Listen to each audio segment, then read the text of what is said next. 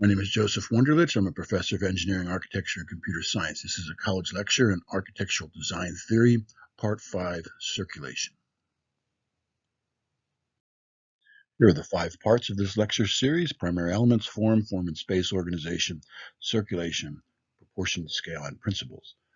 These are available in PowerPoint and some of them with embedded audio, MP4s, uploaded to YouTube and available separately, and PDFs.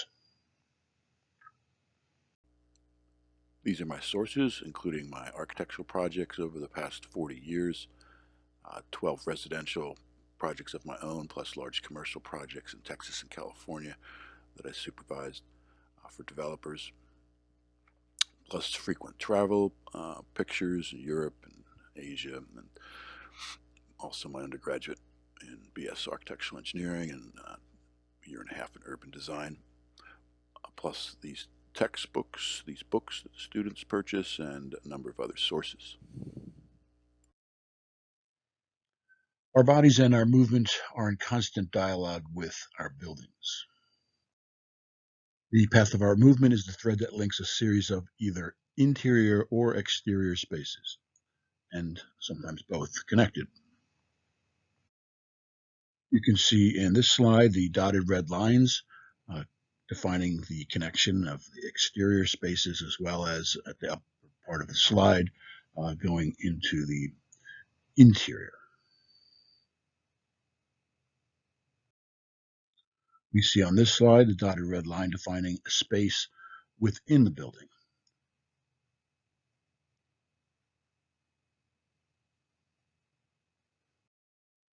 Here we see the path configuration, the sequence of spaces defining those, the path space relationship of edges and nodes,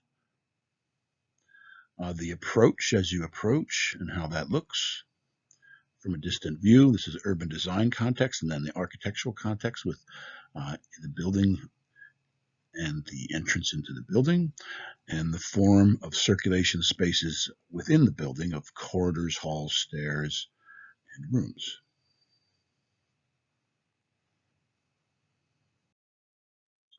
In urban design, we identify and design paths, edges, nodes, and axes. Kevin Lynch has initiated those concepts and districts as well. And also, this is a very good book by Edmund Bacon, The Design of Cities. You can see all the paths very clearly defined, exterior and interior of buildings on plans and cityscapes. In the architectural context, our main text is the Ching textbook, and we speak of in architecture, designing promenades along the waterfront, concourses like in airports, hallways connecting paths within the building, and corridors, a hallway with doors to rooms.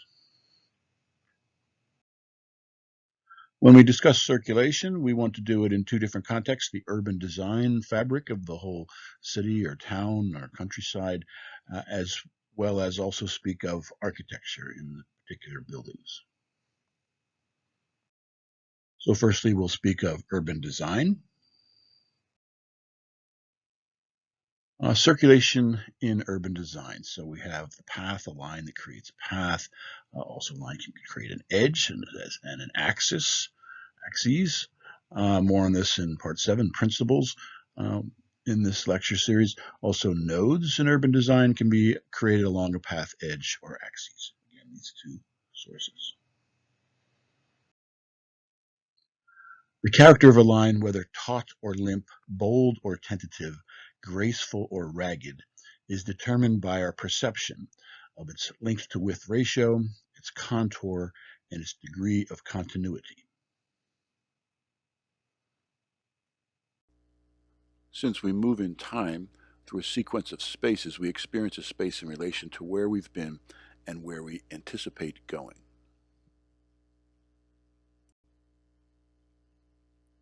Passing by spaces, passing through spaces, terminating in a space. The approach from a distance. This is a path leading up to my farmhouse and barn. Paths of rail lines in Europe. Here's a beautiful picture along the Italian Riviera going from Genoa down to Cinque Terre, Portofino, regional line. Flowers along the rail. Beautiful architecture. Beautiful masonry, craftsmanship. Train station. Beautiful views of the Mediterranean. Flowers. A quarry for marble used in sculpture. Rail lines, another part of Italy. This is in the northeastern part, up near Austria, in Trentino Alta, where I was a visiting professor, University of Trento. The train's going up there. You see part of the Alps coming down from Switzerland, also bordering Austria, the Dolomites. You see some of the influence on the architecture from those regions. This is in Paris, an old picture of where the steam engines used to be in there. Here's a newer picture. This is a typical train station in Europe now. This is Paris, how it looks now. Paths in the United States of rail lines, Amtrak in the Northeast. The light blue is proposed new lines if we get the funding that's going through with a new bill for infrastructure in the government, the United States government. Our passenger rail lines throughout the United States. I've been all around the Northeast corridor, up and down, all the way down to Florida, and in the West, California, up and down the coast. Grand Central Station in New York. These are nodes, by the way. We're talking about paths now, the nodes, the stations.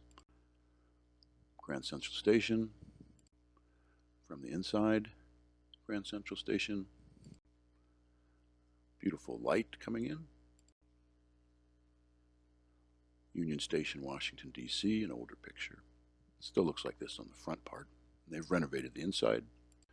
Here's the new renovations of Union Station in Washington, D.C. Reading Station in Philadelphia, no longer used for trains. It used to look like this, going to Reading, although there's going to be a new branch going up to Reading, presumably using the train tracks that are still there going through Valley Forge and up to Reading from Philadelphia. The repurposed terminal, Reading Terminal, for conventions. Also, they have open market in there at times. So we have regional lines versus the Amtrak lines on the right. Regional lines on the left are around Philadelphia.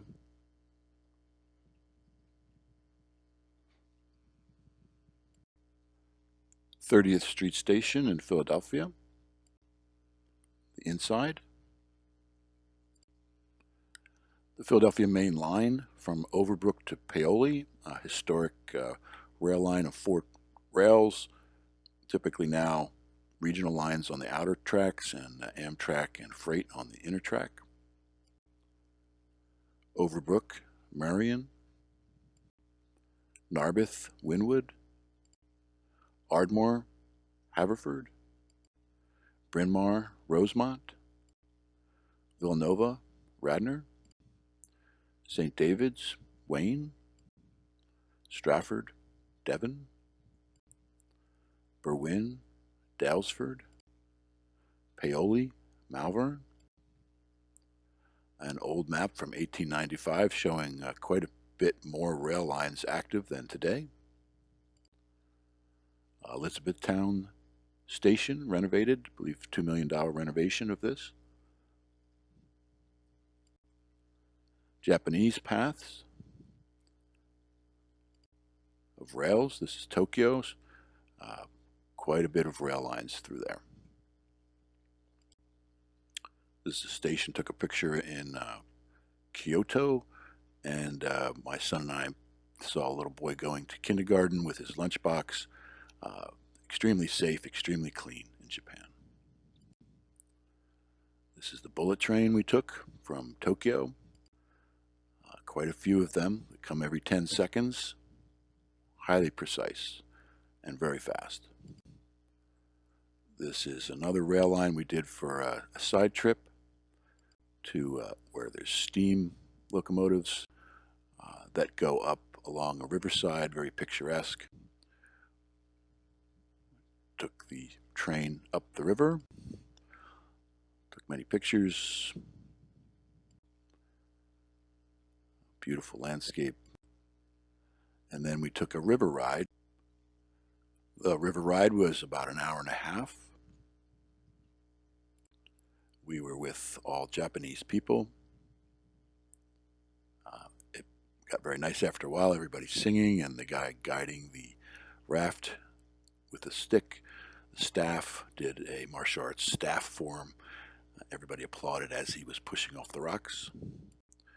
The river ride ended on Monkey Mountain. That's a whole other story. I have lectures on YouTube, an hour and a half just on this adventure in Japan. 2 rivers going north-south through Kyoto.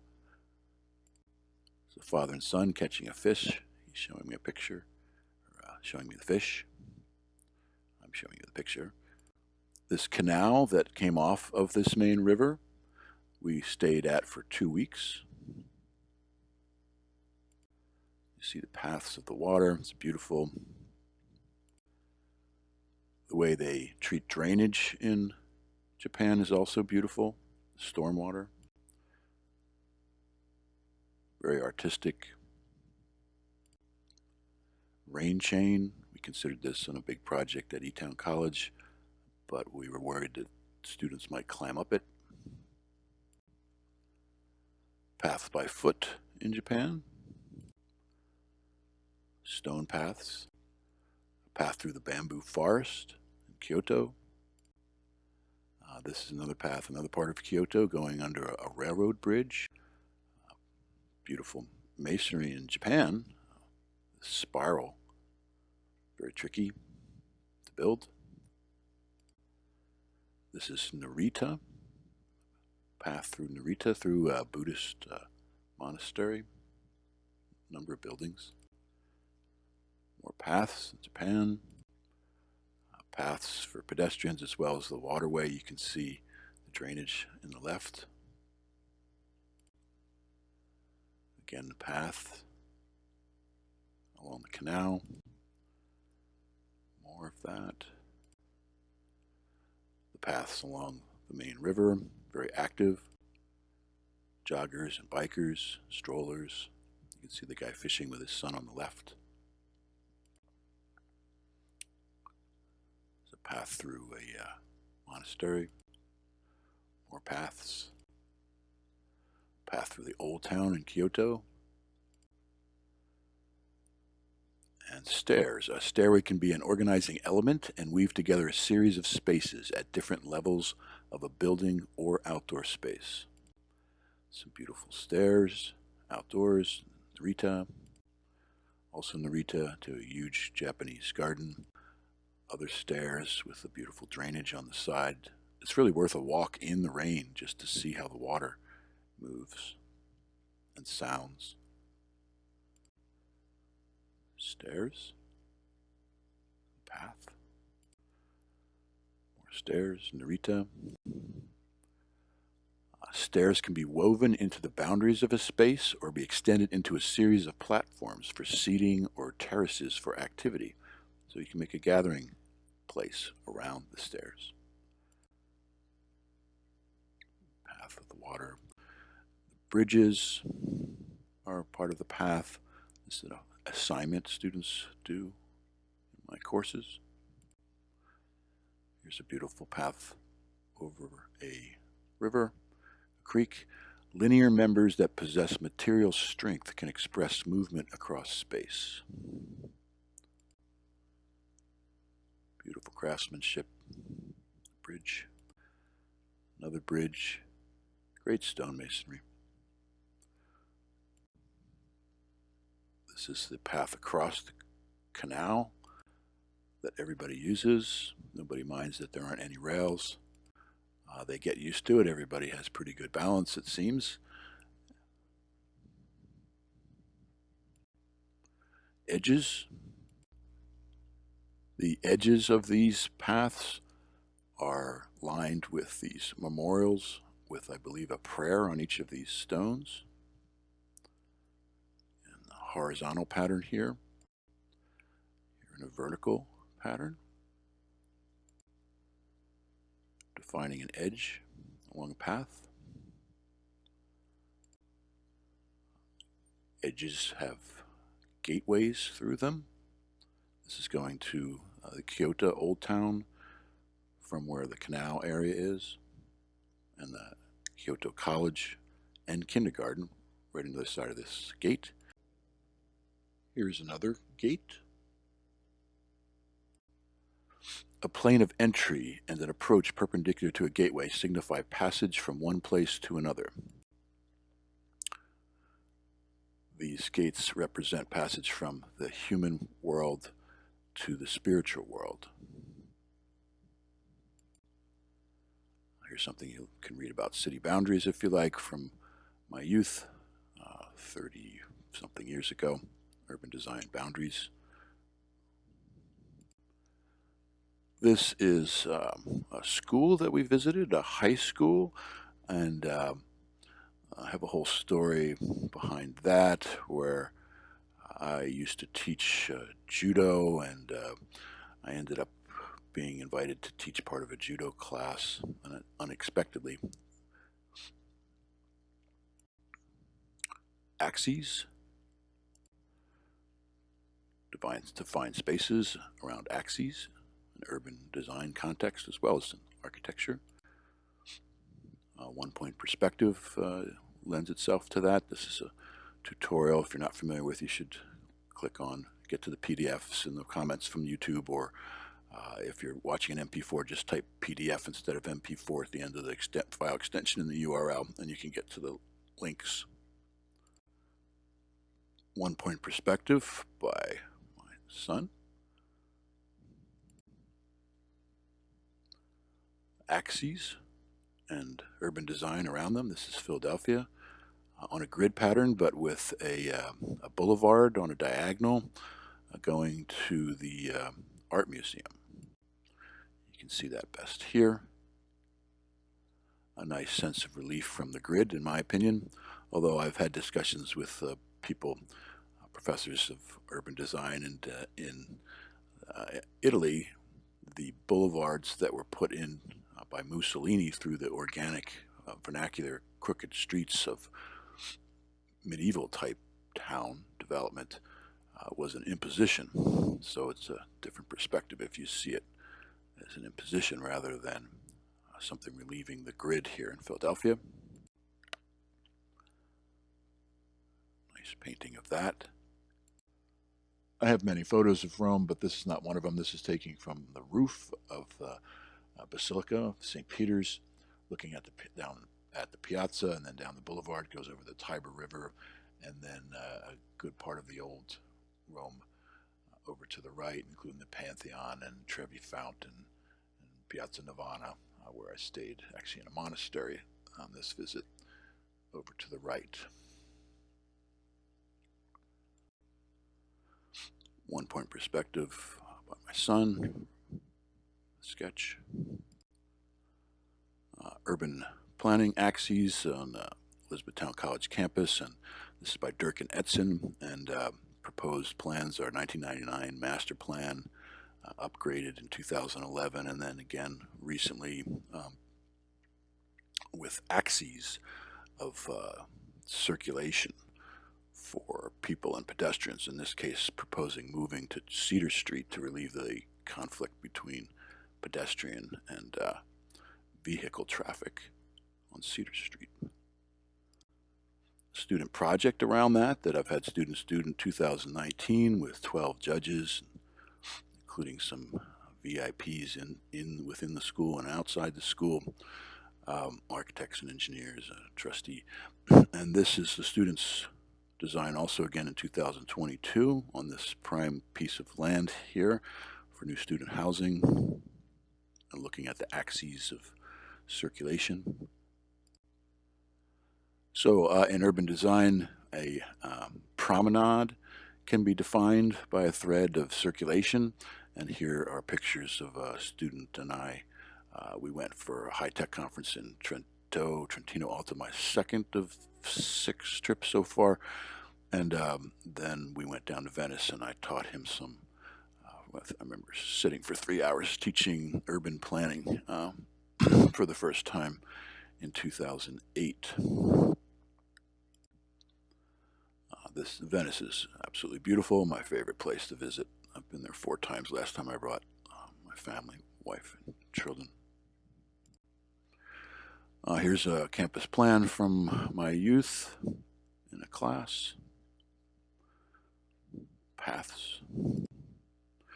Here's something I did also in that same course. This is around a proposed real estate development. I had several years working professionally for real estate developers, went back to school in urban design and did these projects. Ironically, this course was taught by an architect that I had hired on a project when I was working for developers. A little awkward at first, but respectful mutually. Now we talk about circulation in the buildings, in architecture. We were just speaking of urban design. Firstly, we need to get into the building. And there's an approach along a path, maybe perpendicular to the facade of the building. You may intentionally slow the people down, have them have the view unfold of the architecture.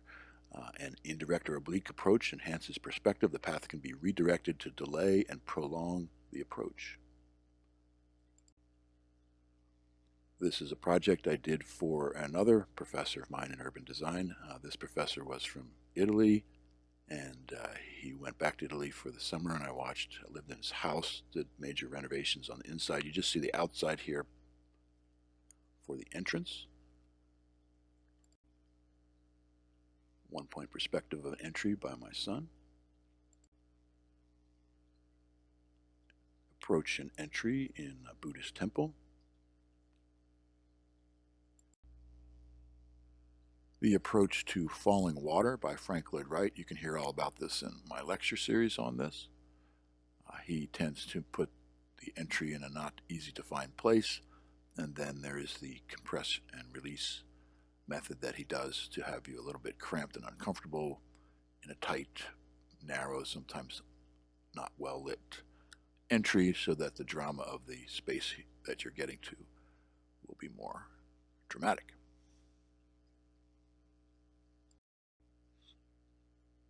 You can see that here on a field trip. You can't see the entrance. This is the main path going up to the building. The entry's around to the right.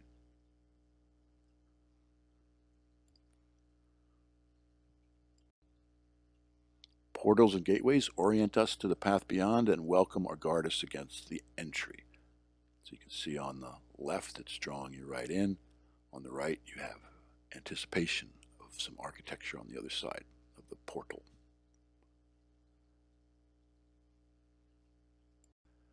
The entrance can be more than a simple hole in a wall. It can be a step or a perceived plane by columns or an archway, but you do want to have some kind of significant, established plane that the people pass through.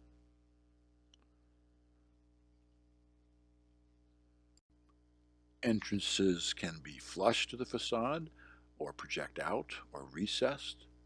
An entrance can be similar to and serve as a preview of the form of the space being entered, or it can contrast with the form of the space being entered into to reinforce its boundaries and emphasize its character as a place. The entrance can be narrow and closed path, naturally encourages forward motion to accommodate more traffic, as well as to create spaces for pausing, resting, or viewing. Sections of a path can be widened. The path can also be enlarged by merging with the spaces it passes through. And so you may want to have it so people can stop and be participating in views or activities with each other, or just allow more flow through by widening it. And then on the bottom here we see within a large space, a path can be random, without form or definition, and can be determined by the activities and arrangement of furnishings within the space. So you may want them to see certain things, feel the adjacency between spaces as you move between.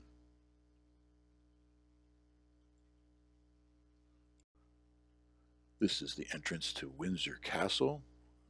Queen of England lives. The entrance can be visually reinforced by being taller or lower or wider or narrower.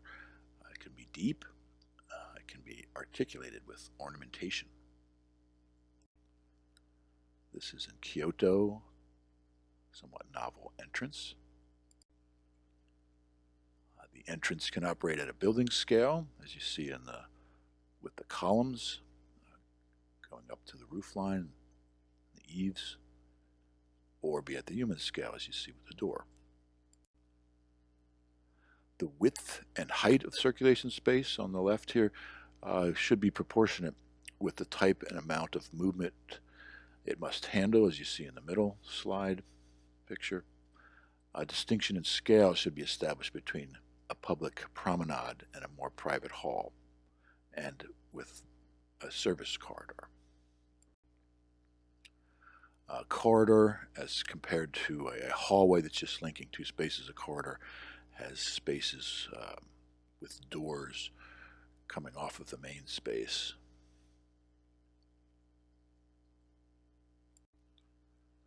Form and scale should accommodate movement of people as they promenade, pause, rest, or take a view along the path.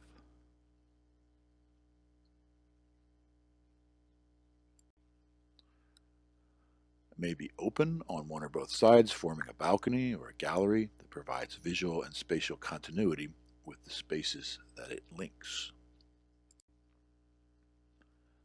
Japanese home and typical circulation, you see on the right. This is the Museum of Western Art in Tokyo. You see the circulation there, as well as the Guggenheim below, where you go up to the top and slowly come down in a spiral, looking at the art on the walls.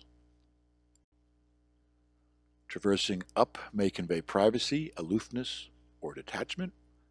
Going down may convey moving towards secure, protected, or stable ground. The slope should be proportioned to fit movement and capability. If it's steep, a stair can make the ascent physically tiring and psychologically forbidding, and make the descent dangerous, precarious. A narrow, steep stair can lead to private places, while wide, shallow steps serve as an invitation.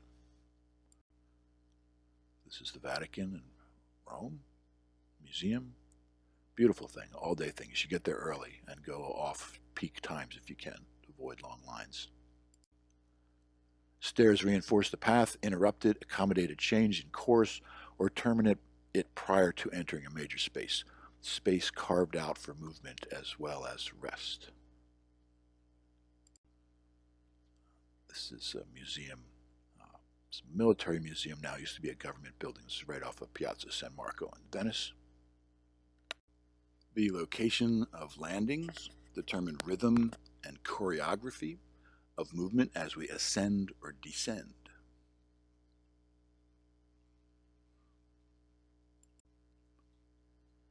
Stairs can run along one of the edges or wrap around in space.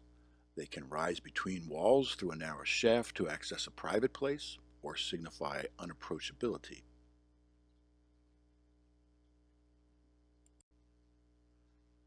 Stairs are 3D forms, just as moving up and down a stairway is a 3D experience. You want to treat it as a sculpture, as a freestanding or attached form to a wall.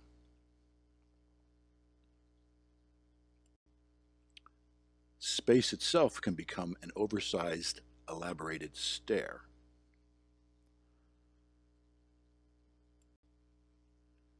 Here's the first little stairs I built on my most recent residential project of the 12 that I've done. in addition to all the commercial construction. And so this was the outhouse that you see in where the stairs lead to. That was an outhouse where I filled in the outhouse, sanitized it, filled in with concrete. It goes into what is now the shop area.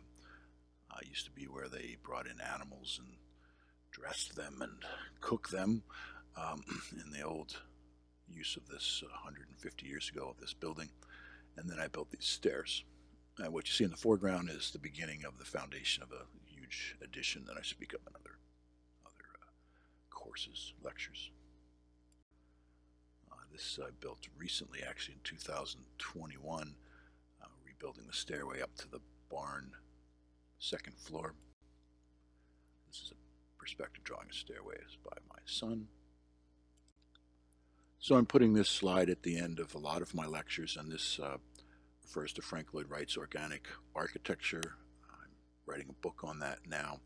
And in the context of this lecture in architecture theory on circulation, conforming to the site is certainly one thing to talk about, and the paths and how that works with the Frank Lloyd Wright's designs in the circulation.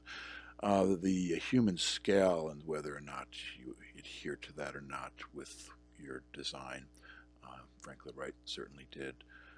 And then destroying the box and the circulation within the building in the Victorian type and even the colonial buildings before that, very compartmentalized. And then he was arguably inspired initially by the Japanese, although he claimed it was all his idea on his own. He respected the Japanese, of course, and lived there for a while, but he was determined to be unique in posterity and how he was remembered. Form and function are one, harmony between the two, not one following the other. And then bringing nature out of the materials as well as between the inside and outside spaces, bringing the materials you can see extending from the inside to the outside, the same materials.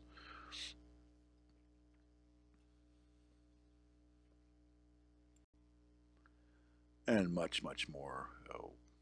At least 10 hours of lecture, can be as many as 20 if you click on all the links and watch embedded videos and things. And I have on YouTube a whole lecture series of recorded videos. And then links to the other parts of this lecture series on architectural design theory.